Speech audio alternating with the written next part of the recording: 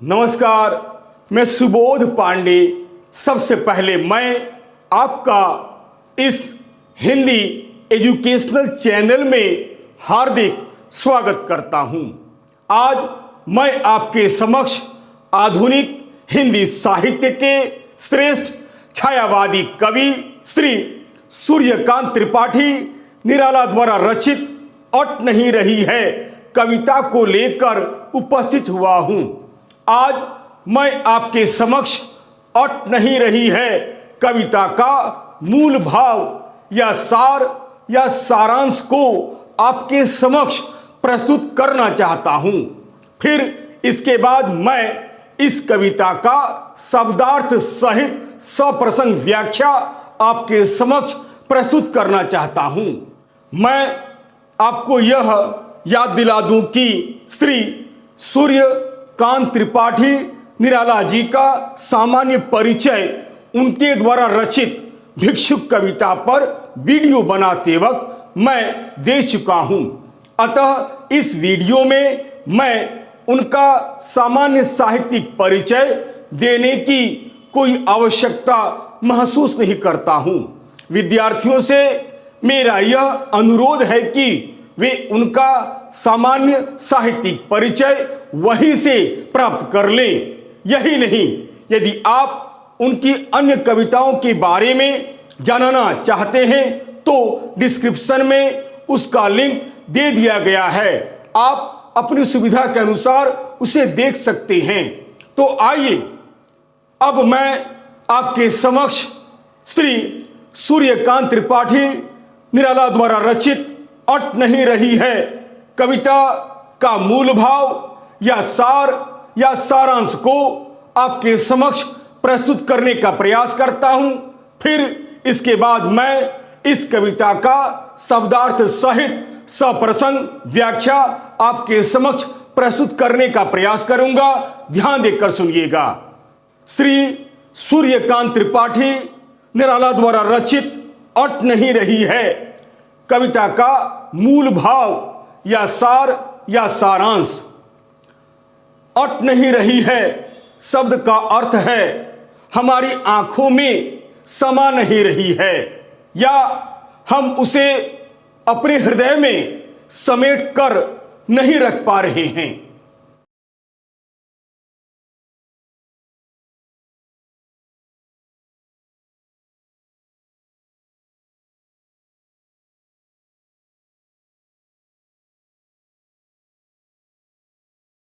आधुनिक हिंदी साहित्य के श्रेष्ठ छायावादी कवियों में श्री सूर्यकांत त्रिपाठी निराला जी का महत्वपूर्ण स्थान है। अट नहीं रही है इनकी एक श्रेष्ठ छायावादी कविता है। यह इनकी एक अत्यंत ही छोटी परंतु बड़ी ही सुंदर कविता है। यह एक प्रकृति प्रधान लघु कविता है। इस कविता के माध्यम से कवि ने वसंत ऋतु का बड़ा ही सुंदर चित्रण किया है। अर्थात इस कविता में कवि ने वसंत ऋतु यानी फाल्गुन माह की प्रकृति की सुंदरता और उसकी व्यापकता का वर्णन अनेक रूपों में किया है।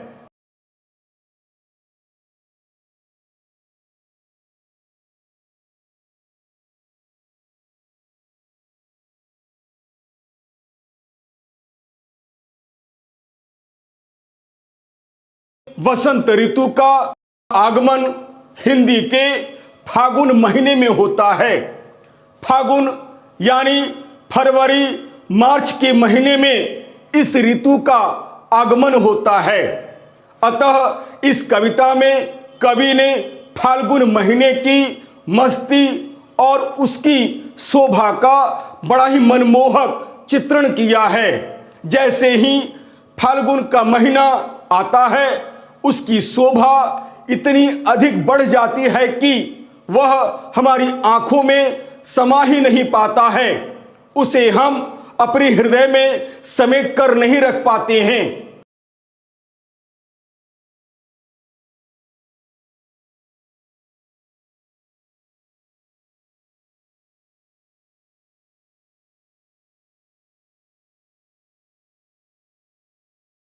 चारों तरफ रंग बिरंगे फूल खिलते हुए दिखाई देते हैं। इस ऋतु में जहां एक ओर पुराने पत्ते झड़ने लग जाते हैं, वहीं दूसरी ओर पेड़ पौधों में नए नए कोमल पत्ते भी आने लगते हैं। हवाओं में भी एक प्रकार से अद्भुत सुगंध आ जाता है। चारों तरफ मादक हवाएं चलने लगती है। आकाश में रंग बिरंगे पक्षी उड़ने लगते हैं।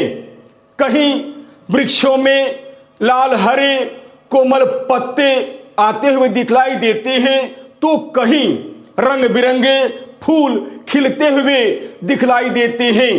चारों तरफ खिले हुए भिन्न भिन्न प्रकार के रंग बिरंगे फूल ऐसे लगते हैं मानो वृक्षों ने गले में सुंदर सुंदर सुगंधित फूलों की माला पहन रखी हो। अतः हर जगह इतना सुंदर लगने लगता है कि वह आंखों में समा ही नहीं पाता है, अर्थात हम उसे अपने हृदय में समेट कर नहीं रख पाते हैं।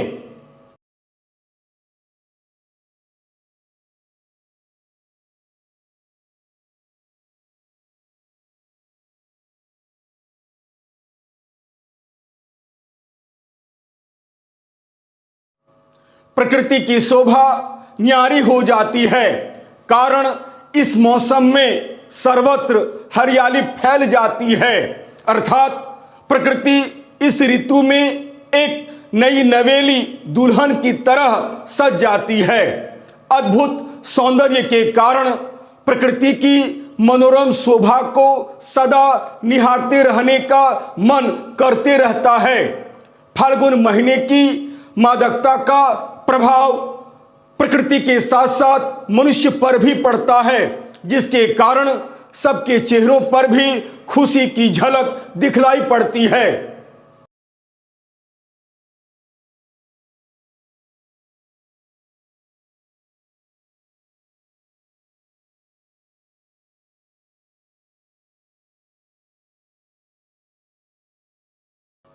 कहने का अर्थ यह है कि फाल्गुन महीने में मौसम बहुत ही सुहावना हो जाता है कि वह हमारी आंखों में समा ही नहीं पाता है, अर्थात फाल्गुन महीने में प्रकृति की सुंदरता इतनी अधिक बढ़ जाती है कि आंख हटाने का कभी मन ही नहीं करता है।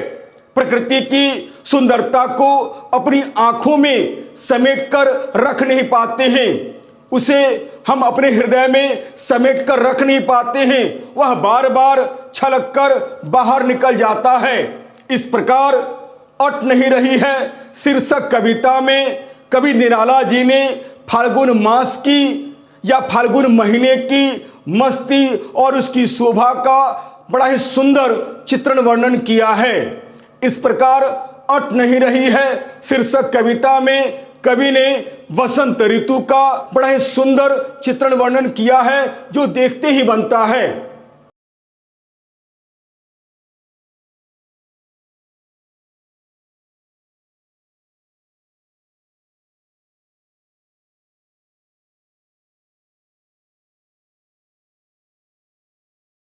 आइए अब मैं आपके समक्ष छायावादी कवि श्री सूर्यकांत त्रिपाठी निराला द्वारा रचित अट नहीं रही है शीर्षक कविता का सस्वर वाचन आपके समक्ष प्रस्तुत करता हूं, ध्यान देकर सुनिएगा। अट नहीं रही है आभा फाल्गुन की तन सट नहीं रही है।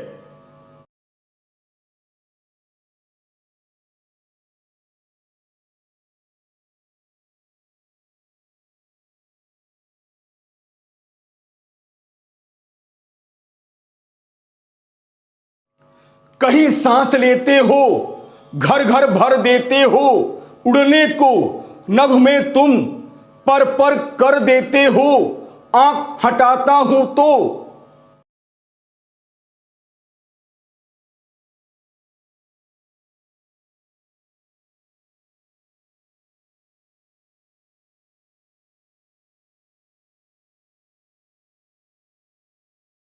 हट नहीं रही है। पत्तों से लदी डाल, कहीं हरी कहीं लाल, कहीं पड़ी है उर्मे मंद गंध पुष्पमाल, पाठ पाठ शोभा श्री पट नहीं रही है।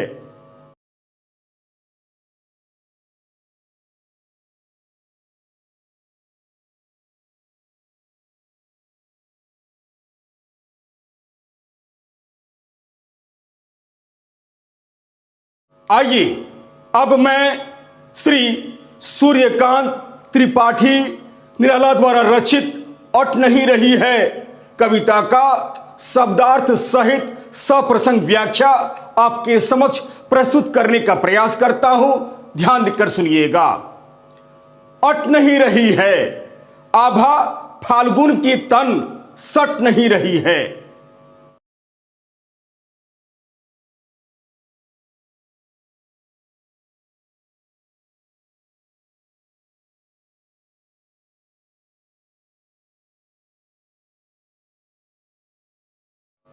उपर्युक्त पद्यांश में जो कठिन शब्द उभर कर आए हुए हैं, मैं उसके अर्थ को यहां पर बतलाने का प्रयास करता हूं।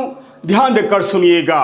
साथ ही साथ विद्यार्थियों से भी मेरा यह अनुरोध है कि इस कविता में या इस पद्यांश में जो कठिन शब्द उभर कर आए हैं उसे कॉपी पर लिखें, साथ ही साथ याद भी करें, ताकि जब भी इस कविता को आप पढ़ें, व्याख्या समझने की कोशिश करें, आपको कहीं भी किसी प्रकार की कोई कठिनाई उत्पन्न न हो। ध्यान देकर सुनिएगा और ध्यान देकर लिखिएगा। शब्दार्थ। शब्दार्थ अट या अटना यानी समाना या प्रवेश करना, आभा यानी चमक, कांति या ज्योति या सुंदरता, फागुन यानी फाल्गुन महीना, तन यानी शरीर, सट यानी सटना। संदर्भ। प्रस्तुत पंक्तियां हमारी पाठ्य पुस्तक के अट नहीं रही है नामक पाठ से ली गई है। इसके रचयिता आधुनिक हिंदी साहित्य के श्रेष्ठ छायावादी कवि श्री सूर्यकांत त्रिपाठी निराला जी हैं। ये छायावाद के प्रबल स्तंभ हैं। प्रसंग। प्रस्तुत पद्य खंड में छायावादी कवि निराला जी ने फाल्गुन महीने की मस्ती और उसकी शोभा का बड़ा ही मनमोहक चित्रण किया है। यह कविता बसंत श्री अर्थात वसंत ऋतु की शोभा या फाल्गुन महीने की सुंदरता यानी फाल्गुन महीने को संबोधित करके लिखी गई है।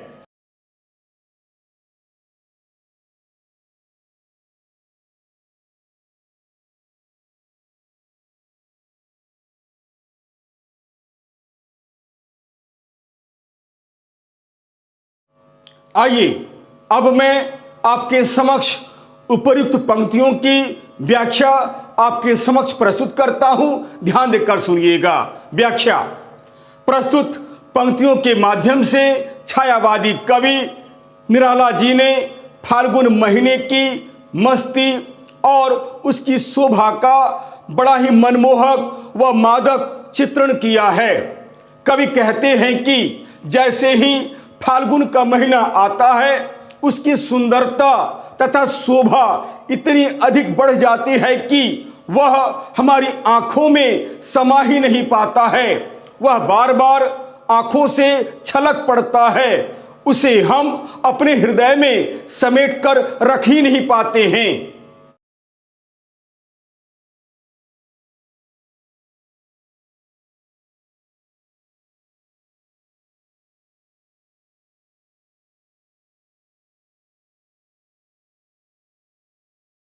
अर्थात फाल्गुन महीने में प्रकृति की सुंदरता एक प्रकार से फूट पड़ती है।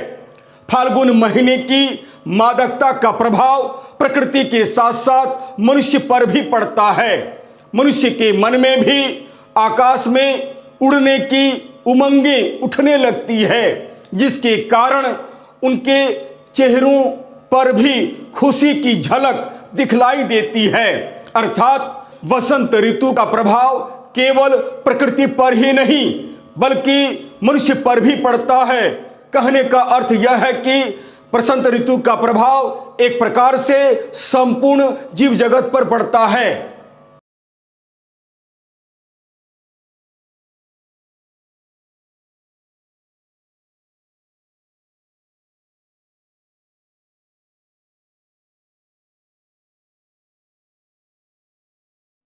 अगली पंक्तियां हैं, कहीं सांस लेते हो, घर घर भर देते हो, उड़ने को नभ में तुम पर कर देते हो, आंख हटाता हूं तो हट नहीं रही है।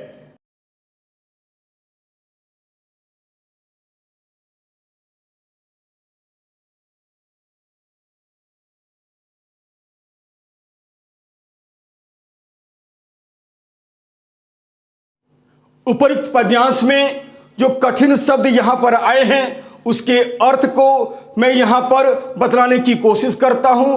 ध्यान देकर सुनिएगा और लिखिएगा भी।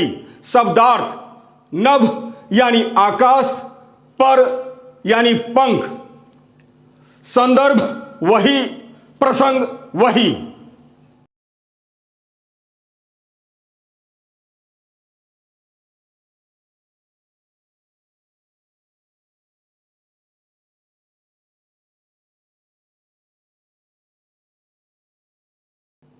उपर्युक्त पंक्तियों की व्याख्या है, ध्यान देकर सुनिएगा।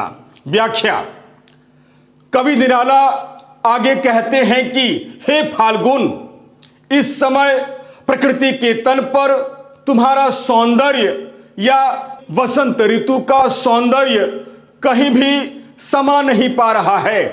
पता नहीं तुम कहां हो और किस दिशा में सांस लेते हो, पर अपने उस सांस की, उस सुगंधी को, अपनी शोभा को प्रत्येक घर में भर देते हो। यह सब देखकर ऐसा लगता है मानो जब कहीं सुगंधित हवा का झोंका उठता है तो लगता है तुम खुलकर कहीं सांस ले रहे हो। इस समय तुम्हारी सुंदरता प्रत्येक घर में लहलहा उठती है या लहलहा उठी है। लोगों के घरों में रंग बिरंगे फूल खिल उठते हैं जिससे धरती की शोभा बढ़ जाती है। तुम मानव मात्र को कल्पना के ऐसे पर यानी पंख प्रदान कर देते हो कि वह भी खुले आसमान में उड़ने के लिए मचल पड़ता है।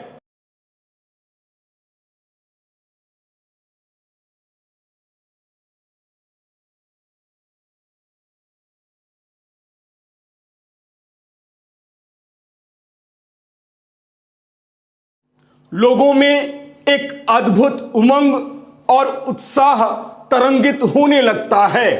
यही नहीं, तुम संपूर्ण वातावरण में ऐसी मादकता भर देते हो कि पक्षी भी आकाश में उड़ने के लिए आतुर होकर अपने पंख फड़फड़ाने लगते हैं। इस समय चारों तरफ तुम्हारा सौंदर्य कुछ इस प्रकार हो जाता है कि चाहने पर भी कोई व्यक्ति उधर से आंख हटा ही नहीं पाता है।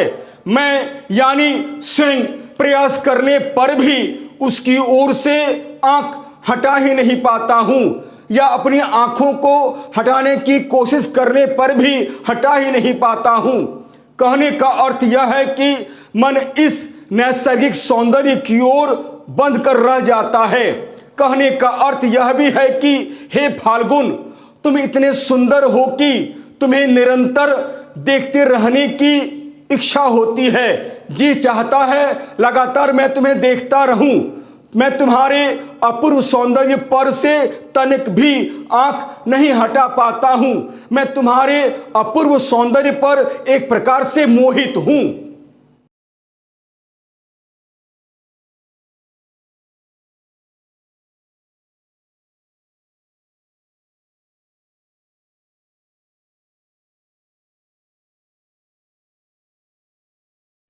अंतिम पंक्तियां हैं, ध्यान देकर सुनिएगा। पत्तों से लदी डाल, कहीं हरी कहीं लाल, कहीं पड़ी है उर में मंद गंध पुष्पमाल, पाट पाट शोभा स्त्री पट नहीं रही है।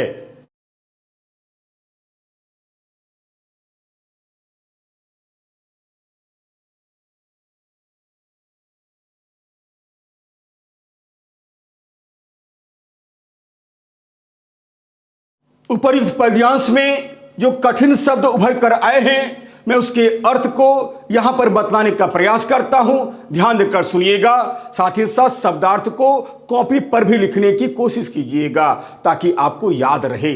शब्दार्थ उर यानी हृदय, मंद यानी धीरे, पुष्पमाल यानी फूलों की माला, पाट पाट यानी हर जगह, शोभाश्री यानी सुंदरता से भरपूर, पट यानी समाना या भर जाना। संदर्भ वही, प्रसंग भी वही है।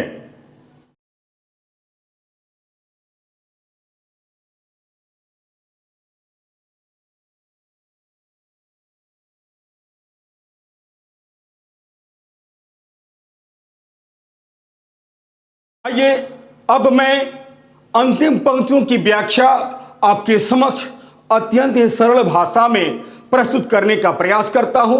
ध्यान देकर सुनिएगा। व्याख्या। कवि निराला अंत में कहते हैं कि फाल्गुन महीना मानव मात्र के लिए नवजीवन का एक प्रकार से संदेश लेकर आता है। जैसे ही फाल्गुन का महीना आता है, उसकी शोभा इतनी अधिक बढ़ जाती है कि वह हमारी आंखों में समा ही नहीं पाता है। चारों तरफ मादक हवाएं चलने लगती है, आकाश में रंग बिरंगे पक्षी उड़ने लगते हैं। कहीं वृक्षों में लाल हरे कोमल पत्ते आते हुए दिखलाई देते हैं, तो कहीं रंग बिरंगे फूल खिलते हुए दिखलाई देते हैं।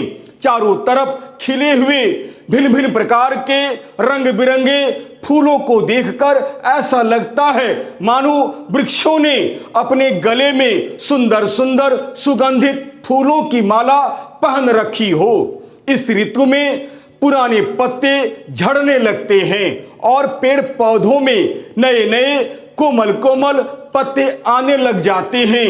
हवाओं में भी एक प्रकार से अद्भुत सुगंध आ जाता है। जो हम सांस लेते हैं वह भी सुगंध से युक्त होता है।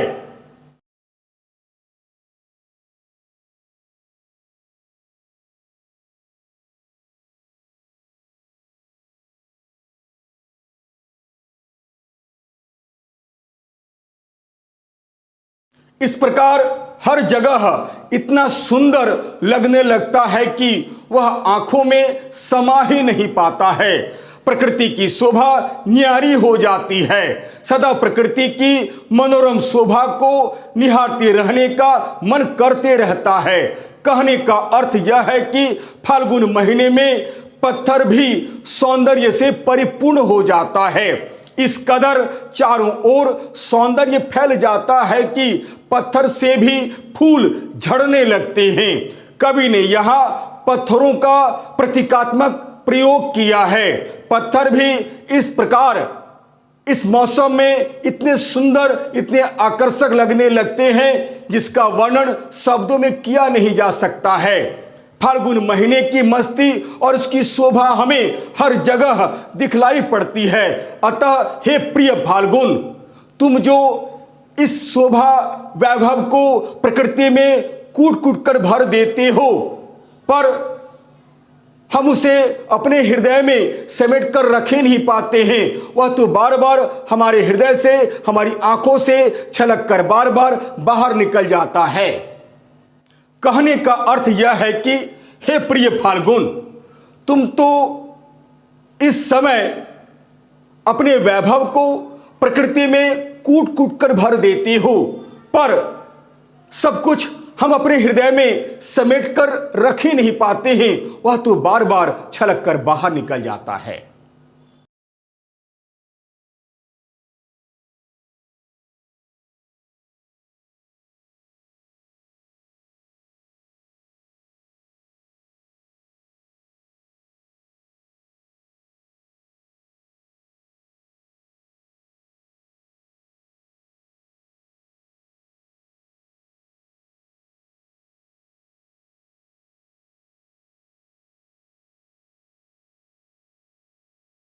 अतः हम देखते हैं कि अट नहीं रही है शीर्षक कविता छायावादी कवि निराला जी की एक श्रेष्ठ कविता है। यह एक प्रकृति प्रधान लघु कविता है। इस कविता के माध्यम से कवि ने वसंत ऋतु का बड़ा ही सुंदर चित्रण वर्णन किया है।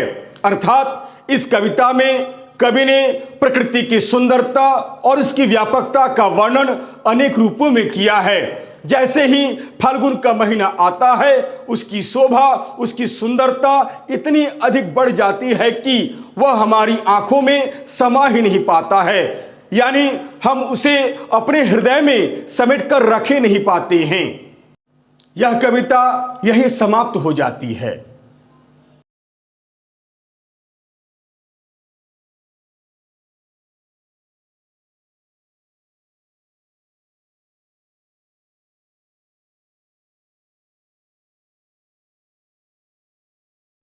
यदि आपको यह वीडियो अच्छा लगता है तो इसे लाइक अवश्य करें।